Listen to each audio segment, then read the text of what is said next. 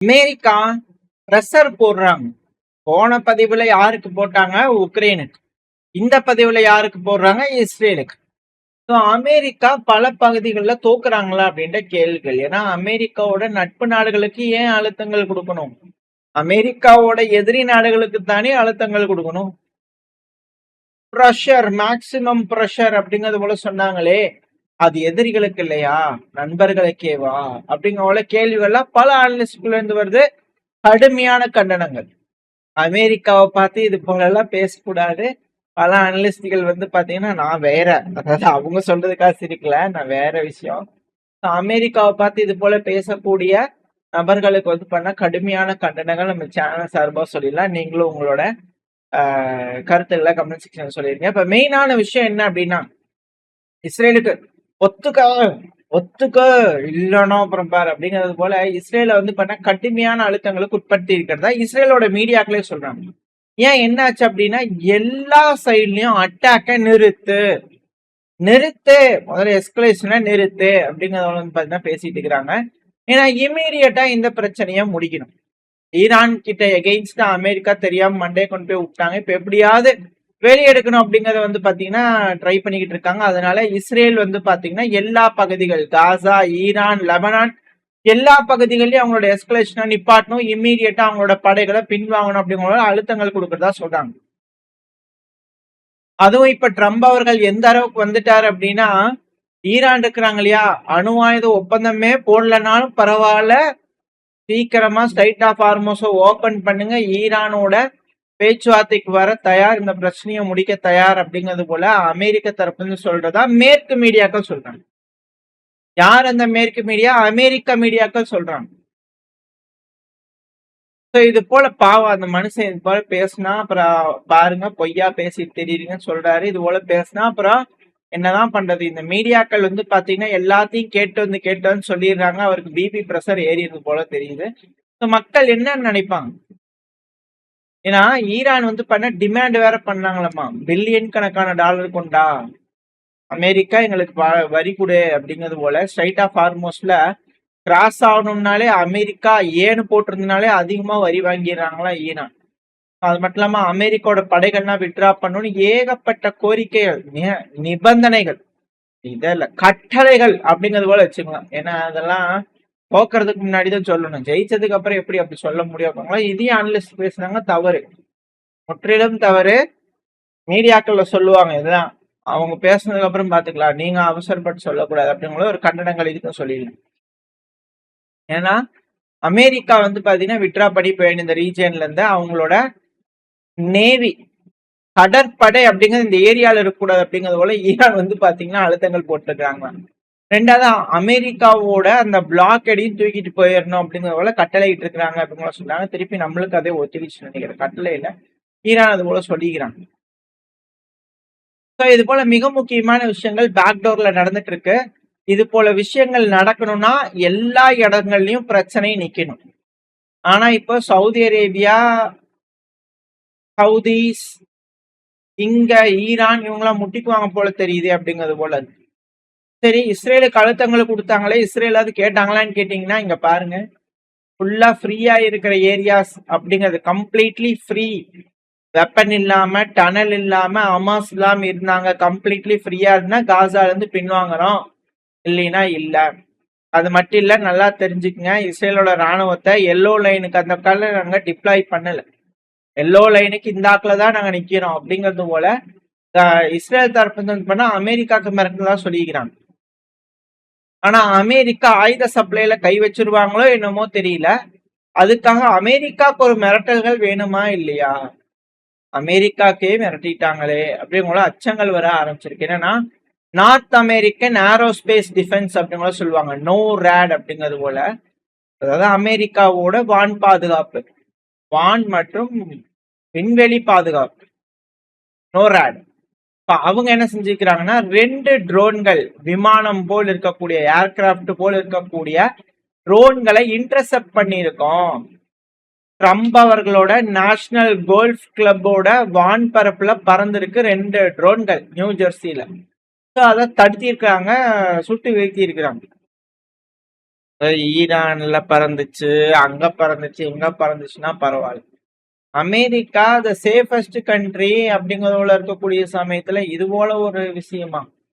யார் ஏவியிருப்பா? ஈரான் ஏவியிருப்பாங்களா? ரஷ்யா ஏவியிருப்பாங்களா? சீனா ஏவியிருப்பாங்களா? நார்த் கொரியா ஏவியிருப்பாங்களா? ஐயோ! லிஸ்ட் வேற பெருசாயிட்டே இருக்குது. இப்ப யார் ஏவியிருப்பாங்கன்னு சொல்லிட்டு அவங்க ஏவிட்டாங்க. அது அமெரிக்காவோட வான்பரப்புல வந்துருச்சுன்னு சொன்னாலே ஒரு கௌரவ குறைச்சல் தானே வந்துரும். அதனால யார் என்னன்னு சொல்ல. ஒருவேளை இஸ்ரேலே ஏவிட்டாங்களா? இல்ல உக்ரைன் ஏவிட்டாங்களா? அப்படிங்கிற அச்சங்கள் வர ஆரம்பிச்சு. ஸோ அமெரிக்காவுக்கு ஒரு மிரட்டல் வந்திருக்கா? யார் மூலியமா? எதுக்காக? அப்படின்ற கேள்விகள். ஆனா இன்னொரு சைடு லார்ஜ் ஸ்கேல் அட்டாக் வந்து பாத்தீங்கன்னா அன்சரல்லா ட்ரோன் அட்டாக். இந்த யமன் ஹவுதிஸ் சவுதியோட ஆதரவு பெற்ற படைகள் அப்படின்னு இருப்பாங்க இல்லையா, மோட்சா அந்த பகுதியில வந்து பாத்தீங்கன்னா போர்ட் சிட்டி அந்த பகுதியில பயங்கரமான தாக்குதல். வடக்கு யமன் அந்த பகுதியில பயங்கரமான அட்டாக் பண்ணிக்கிறாங்க. தென் மேற்குல இருக்கக்கூடிய யமன்ல இது போல அட்டாக் நடந்திருக்கு. ஏன்னா வடக்கு யமன் தான் எல்லாத்தையும் கட்டுப்பாட்டுக்குள்ள எடுத்தாங்க. சவுத் வெஸ்ட் யமன்ல வந்து பாத்தீங்கன்னா இது போல ஹெவியா அட்டாக் பண்ணிக்கிறாங்க யமன் ஹவுதிஸ். 3 மணி நேரத்துக்கு மேல இந்த அட்டாக் போச்சு அப்படிங்கிறது போல. ஸோ மிடில் ஈஸ்ட் முழுவதும் வந்து பாத்தீங்கன்னா பதட்ட சூழ்நிலையில இருக்கு. இல்ல ட்ரம்ப் அவர்கள் இந்த பிரச்சனையை முடிச்சாருன்னா பரவாயில்ல, அப்படி இல்லைன்னா பெரும் சிக்கல் ஏற்படும். இது போல விஷயங்கள்லாம் இங்க நடந்துட்டு இருக்கு, பேசிட்டு இருக்கு. ட்ரம்ப் அவர்கள் அணு ஆயுதமே இல்லாம பேச்சுவார்த்தையை முடிக்கலான்னு பாக்குறாரு. இஸ்ரேலுக்கு அழுத்தங்கள் கொடுக்குறாங்க அப்படிங்கள பாத்துட்டு இருந்தா ட்ரம்ப் அவர்கள் ட்ரூத் சோசியல் மீடியால ஒரு போஸ்ட் போட்டுக்கிறார். 51 வருஷமா அவங்களோட பேடான பிஹேவியருக்கான பரிசு தான் $1 மில்லியன் ஈரானோட ஈராலுக்கு $1 $1.11 இருந்தது. இப்போ 0.53 மாறி இருக்கு. அவங்களோட நாட்டோட கரன்சியே ஒரு கிராஷ் அப்படிங்கிறது போல ஒரு போஸ்ட் போட்டுக்கிறாரு. அதனால என்ன அப்படிங்கிற பல அனலிஸ்டோட கருத்துக்கள். அவங்க நாட்டோட கரன்சி தான் திராஸ் ஆச்சு தலைவரே, நம்ம நாட்டோட ஆயுதமே திராஸ் ஆகி போச்சே அப்படிங்கிறது போல பல அனலிஸ்ட்கள் பேசுறாங்க. ஆதங்கங்கள் தெரியுது. ஏன்னா ரஷ்யாவும் சைனாவும் வந்து பாத்தீங்கன்னா இத அவங்க அட்வான்டேஜா எடுத்துக்குவாங்க. வீக்கெண்டா இருக்கக்கூடிய அமெரிக்காவோட நிலைகளை ரஷ்யாவும் சீனாவும் ஆதிக்கம் செலுத்துறதுக்கு ட்ரை பண்ணுவாங்க அப்படிங்கிறது போல இதையும் யார் சொல்றாங்கன்னா மேற்கு மீடியா, அதுவும் குறிப்பா அமெரிக்கா மீடியா. நியூயார்க் நேரங்கள் இது போல டைட்டில் வச்சு போட்டாங்கன்னா டொனால்ட் ட்ரம்ப் அவர்கள் நாளைக்கு காத்தால என்ன மாதிரி போஸ்ட் போடுவார்ன்றது நம்மளுக்கு தெரிஞ்சிருக்கணும். என்ன நியூயார்க் நேரங்கள் ஏன் இப்படி ட்ரம்ப் அவர்கள் பிரஷர் ஏற்றி பாக்குறாங்க அப்படிங்கிறது தெரியல. அதுவும் இந்த ஈரானோட போர் நடந்தது இல்லையா, அதிகமா ஆயுதங்கள் போச்சு. இதே கதையை திருப்பி திருப்பி சொல்லிட்டு இருக்காங்க. இதுல ஏதாவது உள்நோக்கம் இருக்கா அப்படிங்கிற சந்தேகங்கள் வருது. ராணுவத்துல இருக்கக்கூடிய ஆயுதங்கள் போயிடுச்சு, இதனால யூரோப்பியன் யூனியன் ஏசியன் பார்ட்னருக்கெல்லாம் டெலிவரி பண்றது கம்மியா இருக்கு. இந்த ஒரு காரணத்தினாலேயே ஏசியன் பார்ட்னர்ஸை ப்ரொடெக்ட் பண்ணணும்னு அமெரிக்காவோட ராணுவ தலைமை பென்டகான் வந்து பாத்தீங்கன்னா கப்பல் படையை வந்து பாத்தீங்கன்னா கப்பல் படை, விமானப்படை, வான் பாதுகாப்பு படை இது எல்லாத்தையும் யூரோப்ல இருந்து மிடில் ஈஸ்டுக்கும் ஏசியாவுக்கும் ரீடைரக்ட் பண்ணிக்கிறாங்க. அப்படி பண்ணி எதுவும் காப்பாற்ற முடியலையே உங்களுக்கு கேள்விட்டு. பட் இருந்தாலும் பரவாயில்ல, பண்ணாங்க. அந்த ரீஜன்ல பண்ணாங்க. அப்படி பண்ணியும் ரஷ்யா சைனா இந்த நேரங்கள்ல வந்து பண்ண உன்னிப்பா கவனிச்சுக்கிட்டு இருப்பாங்க. கொஞ்சம் கேப் கிடைச்சாலும் உள்ள பூந்து அவங்க ஆதிக்கம் செலுத்திடுவாங்க அப்படிங்கறது போல இவங்க சொல்றாங்க. ஏன்னா லாங் டேர்ம் அதிக நாட்களாகும் அமெரிக்கா இந்த இழந்த ஆயுதங்களை எடுக்கிறது. யாருக்கு எகெயின்ஸ்டா? ஈரானுக்கு எகெயின்ஸ்டா. ஏன் இப்ப இது போல செய்திகள் வருது? தைவான் ஆயுதமாயிட்டு இருக்காங்க. ஹெல்லிஷ் லேண்ட்ஸ்கேப் அப்படிங்கிறது போல ஒரு விஷயத்த தைவானுக்கு மாத்தணும். ஆயிரக்கணக்கான ட்ரோன்களை சீனாக்கு எகெயின்ஸ்டா ஏவறதுக்கு தயாராகணும். அந்த தீவு, தைவானுங்கிற தீவு வந்து பாத்தீங்கன்னா ரெடி ஆயிட்டு இருக்காங்களாமா. அதுவும் 2,10,000 ட்ரோன்களுக்கு மேல ரெடி பண்ணி வச்சுக்கிறாங்களாம்.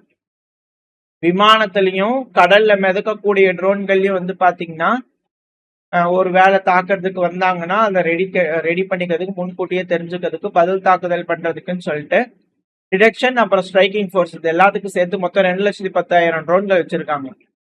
ஒரு வேலை வந்தாங்க அப்படின்னா 2030 தைவான் எதிர்பார்க்கிறாங்களாமா சீனா உள்ள வந்துருவாங்க அப்படிங்கிறது போல. அந்த ஒரு காரணத்தினால 1,00,000 ட்ரோன்களை ஒரு மாசத்துக்கு தயாரிக்கலாம் அப்படிங்கிற தைவான் ரெடி ஆயிட்டு இருக்காங்களாம். இதுதான் மேசிவ் ட்ரோன் ப்ரொடெக்ஷன் அப்படிங்கிறது ரொம்ப இம்பார்ட்டன்ட். அப்புறம் ஆர்ட்லரி வந்து பார்த்தீங்கன்னா அதிகமா ரெடி பண்ணதான் சீனாவோட படைகளை வந்து பாத்தீங்கன்னா திணற வைக்க முடியும் அப்படிங்கிறத தைவான் ரெடி ஆயிட்டு இருக்காங்க. ஸோ ஆல்ரெடி அந்த இடத்துல அமெரிக்காவோட அலைஸ் 2 பேர் உக்ரைன், இஸ்ரேல் பதட்டத்துல இருக்கிறாங்க. இப்ப இன்னொரு பக்கம் ஏசியால வீக்கன் ஆயிட்டு இருக்காங்க.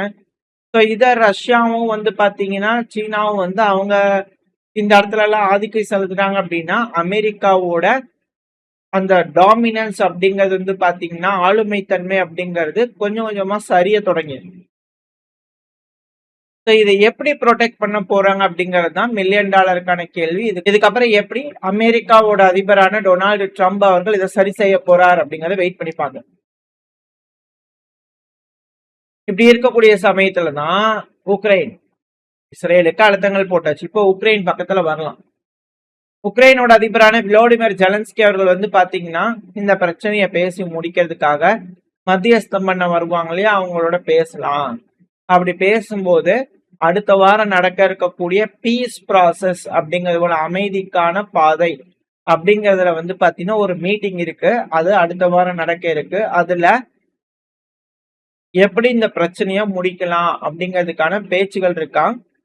அதுல என்ன மிக முக்கியமா பேசுவாங்கன்னா கொஞ்சம் ஏர் டிஃபென்ஸ் சிஸ்டம் பேக்கேஜ் எல்லாம் எல்லாத்துக்கிட்டையும் வாங்குறதுக்காக பேசுவாங்க. அது என்னது, இது அமைதி பேச்சுவார்த்தைன்னா ரஷ்யா எல்லாத்தையும் நிறுத்திக்க வா பேசலாம் அப்படிங்கறது போல கூப்பிட்டு பேசுறாங்கன்னா அது வேற. வான் பாதுகாப்பு சாதனம், வான் பாதுகாப்புக்கான மிசைல்களை வாங்குறதுக்காக ஒரு மீட்டிங்கை போட்டு அது அமைதிக்கான பாதைன்னு சொன்னா எப்படி அப்படிங்கிற கேள்விகள் இருக்கு. ஒரு வேளை உக்ரைனுக்கு இப்படி போனாதான் அமைதி வரும்னு நம்புறாங்களோ என்னமோ. ஏன்னா உக்ரைனோட முன்னாள் ஃபாரின் மினிஸ்டர் திமித்ரி குலேபா அவர்கள் அது கீவ்ல வாக்கிங் போயிட்டு இருக்கும் போது அங்க ஸ்ட்ரீட் டாக் வந்து கடிச்சு வச்சிருச்சுல்ல காலில், நம்ம கூட சேனல்ல பார்த்தோமே. அவரு தான் இது கூட ரஷ்யால இருந்து ட்ரெயின் பண்ணப்பட்ட நாயா அப்படிங்கிறது போல அந்த டைம்ல பார்த்தோம் இல்லையா, அவரே தான். அவர் என்ன சொல்லிக்கிறாருன்னா கடிச்சது கரெக்ட் தான் போலயே, அது வேற. ஐயோ அந்த மாதிரிலாம் பேசிக்கிறாங்க, அதெல்லாம் தப்பு, அப்படிலாம் பேசக்கூடாது. பட் மெயினான மேட்ரு என்ன அப்படின்னா, யாருங்க சொன்னா, இது யார் சொன்னா, குலேபா அவர்கள் சொன்னார். யாருங்க சொன்னா உக்ரைனோட பார்டருங்கிறது 1991 பிரிக்கப்பட்ட பார்டர் தான் உக்ரைனோட பார்டர். யார் சொன்னா அவங்களுக்கு அப்படி? அந்த பார்டர்லாம் வந்து பாத்தீங்கன்னா இன்னும் தொலை தூரத்துல எங்கேயோ இருக்கு. உக்ரைனோட பார்டருங்கிறது ரொம்ப பெருசுங்க. நாங்க கிளைம் பண்ற டெரிட்டரியில வந்து பாத்தீங்கன்னா இப்பெல்லாம் ரஷ்யாவோட கட்டுப்பாட்டுக்குள்ள இருக்கு. 1991 பார்டர் ரீஸ்டோர் பண்ணாலும் இந்த பிரச்சனையெல்லாம் முடியாது. ஏன்னா எங்களோட பார்டர் நாங்க மீட்டிருக்கோம். அதனால 1991 பார்டர் கொடுத்தாலும் இந்த பிரச்சனையெல்லாம் முடியாது.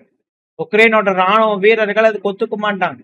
எப்போ உக்ரைனோட ராணுவ வீரர்கள் கொஸ்கோ பிளாஸ்ட்ல வந்து பாத்தீங்கன்னா கால் வச்சாங்களோ அதுதாங்க அது போல நடக்கும். பாருங்க, உள்ள பூந்து பல பகுதிகள் எடுக்கும்.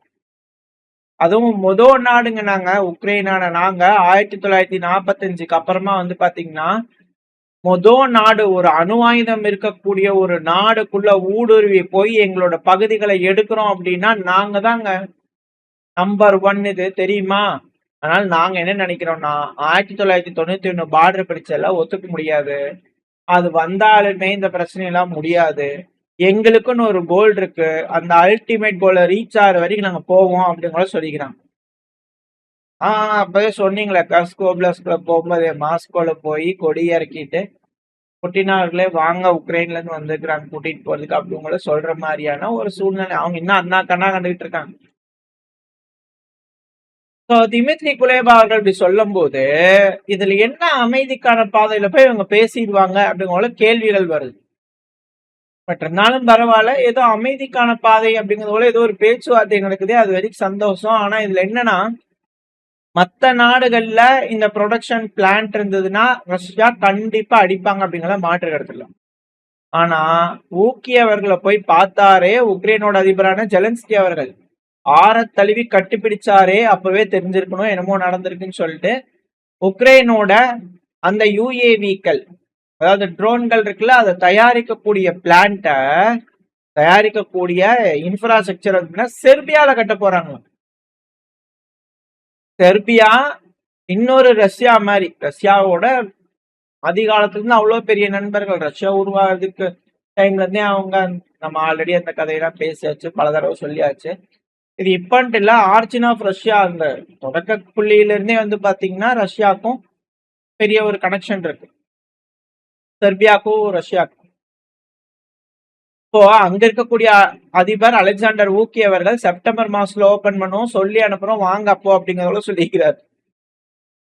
இது எப்படி என்ன மாதிரி பாத்தீங்கன்னா ரஷ்யா இதுக்கு ரியாக்ட் பண்ணுவாங்க, இது எப்படி அணுக போறாங்க அப்படிங்கறத வெயிட் பண்ணி தான் பார்க்கணும். வரக்கூடிய காலம் அப்படிங்கிறது ரொம்ப இக்கட்டான காலம். இஸ்ரேல், மிடில் ஈஸ்ட், கல்ஃப் நாடுகள், சவுதி, ஈரான், அமெரிக்கா இந்த பகுதியிலிருந்து போனாலுமே இந்த ஏரியா முழுவதும் சிக்கலா இருக்கு. அடுத்தது இப்போ ஈரோப் இங்க பெரும் பிரச்சனையா இருக்கு. அமெரிக்கா மிடில் ஈஸ்ட்ல இருந்து கிளம்புறாங்க, ஈரோப்ல இருந்து கிளம்புறாங்க. நம்ம என்ன சொன்னோம், எல்லா பக்கத்தையும் செண்டு முடிஞ்சு விட்டு வெளியே போயிருவாங்க, எல்லா பேட்டரி கட்டு, ஆயுதம் செய்யி, கல்லா கட்டல அப்படிங்க உட்காந்துக்குவாங்க அப்படிங்கிறது போல பல மாத காலங்களா சொல்லிட்டு இருக்கிறோம் இல்லையா, பல வருட காலங்களா அது போல ஒரு விஷயங்கள் நடந்துருமோ அப்படிங்கிற அச்சங்கள் வருது. இப்படி இருக்கக்கூடிய குரூஷலான டைம்ல நம்மளைத்தான் எல்லாரும் வேடிக்கை பாக்குறாங்க. ஜூலை மாசத்துல இந்தியாவோட ஆயில் கம்பெனிகளா இருக்கு இல்லையா, ஆயில் ரிஃபைனரி சுத்திகரிப்பு பண்ணக்கூடிய கம்பெனி,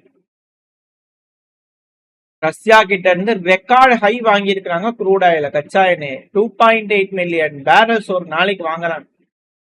இத ஜூன் மாசத்துல கம்பேர் பண்ணா 2.7 0.1 மில்லியன் பேரலா இன்க்ரீஸ் பண்ணிட்டுக்கிறாங்க இந்தியா.